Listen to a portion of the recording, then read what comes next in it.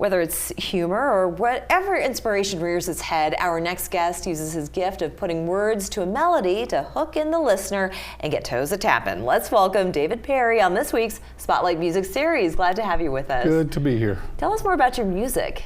Well, I spent most of my career as a music educator and have been going down the singer-songwriter circuit just the past several years, about 4 or 5 years.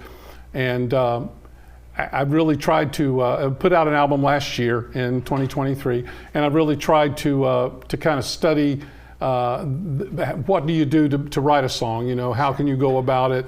What aspects of it are parts that you can actually improve on as you go and do it.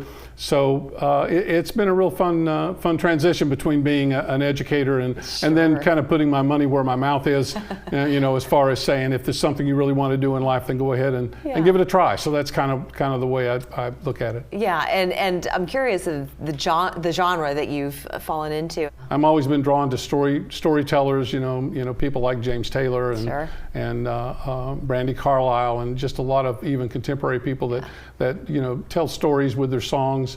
And for some reason, some of my songs end up asking a lot of questions too. Not that I necessarily have all the answers to those, but sometimes questions that need to be asked. I was going to ask. Yeah. But you ask the questions, and you use humor as well. Yes, I try to. There's several of my songs that approach it that way, to try to make a serious point, but yet use something that's maybe a little bit lighthearted. Yeah. One of the songs I wrote during the COVID period, which was not a humorous time. No, but we needed levity. But we needed some levity, so I wrote a little blues number that kind of uses medical terms, but only in a little more lighthearted way. You know, I like that. Terms that we ended up having to learn because we saw them on TV all the time and so on. But it also makes a point too, and I think that's it. You want to try to elicit something from your the person you're singing to, whether they're listening to it on the radio or a live performance or whatever. You want to kind of draw them in and do something that they associate with. Absolutely. You mentioned a few influences of yours, James Taylor being one of them. Would you say that your style is more of a folk style, country? How would you? You know, it's a little bit of several different things. Some of the songs that I have do definitely go toward that folk-ish kind of sound.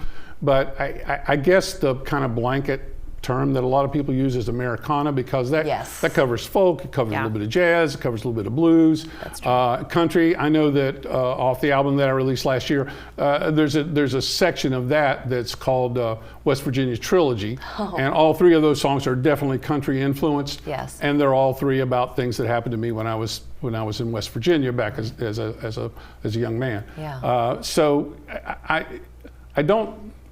When I start to write a song, I don't try to limit it to say, okay, I want to write a country song, or I want to write a blues song, or I want to do this. Lots of times I just kind of let the thought and the process kind of lead me to whatever style it might work best in. Right? And you're going to be coming out with another album as well. What is this one based off of? Well, this one, I started working on it basically when I finished the other one, and have been writing songs all along. And you know, sometimes a song will come quickly and you'll finish it off in a few hours, and sometimes you revisit it for months and months and before it gets to the point where you feel like you're done with it.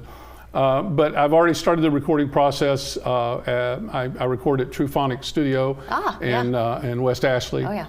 Just wonderful people there to work with, and we worked through several different songs now. By the time I get to the full 10 or 12 songs, however many are going to be on the album, it's probably going to be sometime, hopefully by mid next year, that the album itself. But hopefully some anthems for Charleston and the Low Country. Well, there's going to certainly be songs that are influenced by the Low Country. Good. Okay. Well, that's what we like. We want our anthems of course. As well. Well, you know, being here for over 10 years, I certainly feel a part of the Low Country now. Absolutely. Well, don't forget, Saturday, September 14th, the Teal Arts Festival. This is in support of women with ovarian cancer. Make sure you get out to Onondaga Green. A wonderful show is in store for you then. We also have a song coming up after the break. What is the name of the song? The Blues Ain't What It's All Cracked Up to Be. That's right. And Bobby Napier is going to be joining you on fiddle. That's correct. Can't wait. We'll be back in 2 minutes.